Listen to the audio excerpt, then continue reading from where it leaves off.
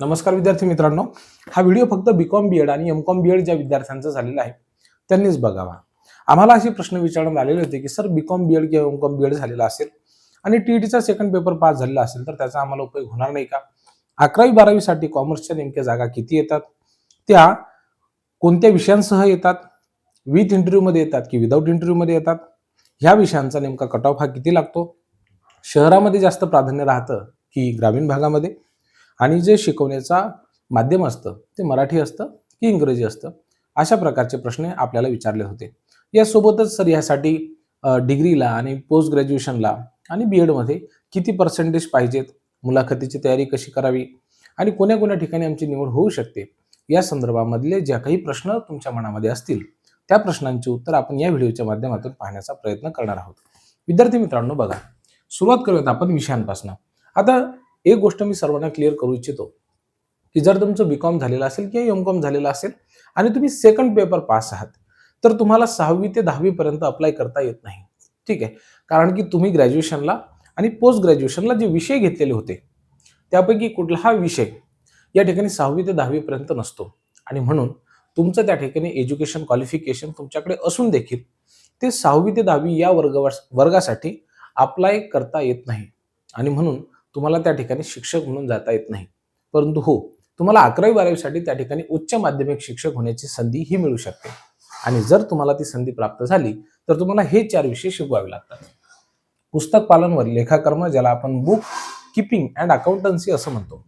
दुसरा विषय असतो तो म्हणजे वाणिज्य संघटन व व्यवस्थापन, ज्याला आपण organisation of commerce and management असं म्हणतो.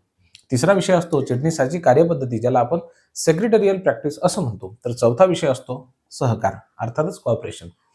या सगळ्या विषयांसाठी तुम्हाला एमकॉम बीएड असणं हे आवश्यक आहे. आणि जे पर्सेंटेजची अट आहे, जर समजा तुम्ही ओपन कॅटेगरीमध्ये असाल, ठीक आहे, ओपन कॅटेगरीमध्ये, तर तुम्हाला 50% पदवी आणि 50% बीएड हे पास असणं गरजेचं आहे.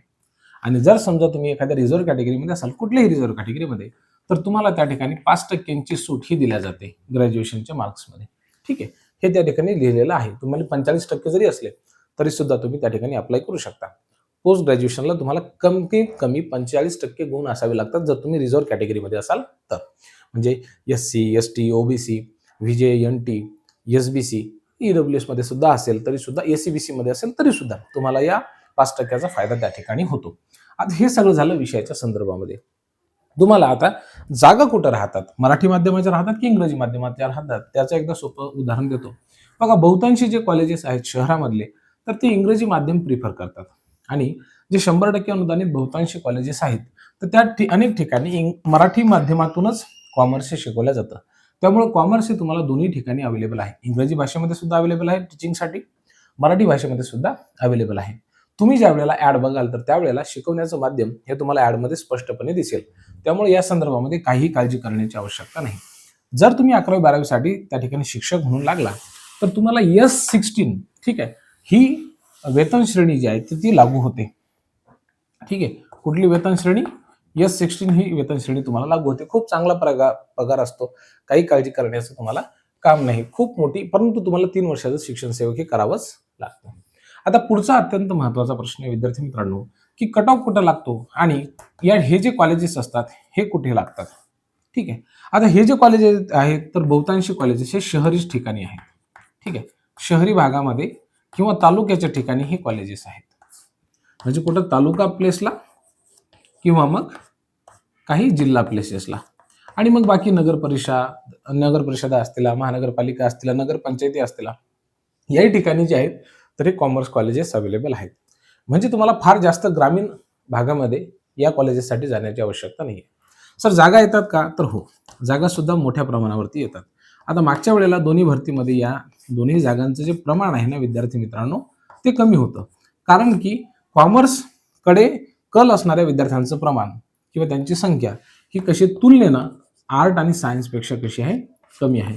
सायन्सपेक्षा तर फारच कमी आहे. सायन्स मग नंतर कॉमर्सला येतं, तर कॉमर्सलाही बऱ्यापैकी विद्यार्थी त्या ठिकाणी जातात. ज्या विद्यार्थ्यांचं सीए वगैरे होण्याचं स्वप्न हे असतं, असे विद्यार्थी त्या ठिकाणी अप्लाय करतात.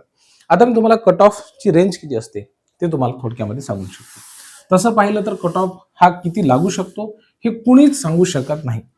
म्हणून मी तुम्हाला सध्या कोणत्या कॅटेगरीचा कमी कट ऑफ लागेल आणि कोणत्या कॅटेगरीचा जास्त कट ऑफ लागेल हे मी तुम्हाला थोडक्यामध्ये सांगू शकतो. सर्वात कमी कट ऑफ हा एसटी कॅटेगरीचा त्या ठिकाणी लागेल. त्यानंतर एससी कॅटेगरीचा कट ऑफ हा त्याच्यापेक्षा थोडासा जास्त लागू शकतो. यानंतर जो आहे तर ईडब्ल्यूएस कॅटेगरीचा कट ऑफ हा थोडासा जास्त लागेल. कशापेक्षा? एससी पेक्षा. त्यानंतर जो प्रवर्ग येईल तो म्हणजे एससीबीसी. ठीक आहे, या प्रवर्गाचा कट ऑफ हा जवळपास तुलनेने सेमच राहील, पण सर्वात कमी एसटी कॅटेगरीचा राहू शकतो असं मला वैयक्तिकरित्या वाटतं. परंतु प्रत्येकच कॅटेगरीमधील किंवा प्रत्येक प्रवर्गामधील विद्यार्थ्यांनी हे जवळपास एमकॉम केलेलंच आहे, त्याच्यामुळे त्यांच्यामध्ये सुद्धा तुलना आहे, परंतु फारसा स्कोर नसतो.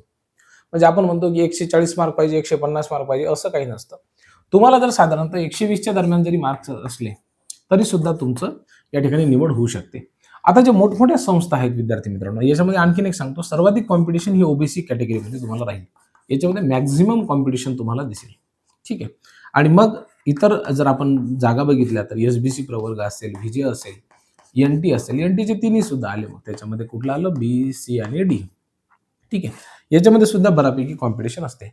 कॉमन रोस्टर ज्या वेळेला सुटते तर साधारणतः मी तुम्हाला सांगतो की 120, 100 ते 120च्या दरम्यान तुम्हाला मार्क्स असले तर तुम्ही कॉमर्ससाठी खूप सेफ आहात, असं माझं वैयक्तिक मत आहे. आणि डेफिनेटली त्याच्यापेक्षा जास्त स्कोर लागणार नाही.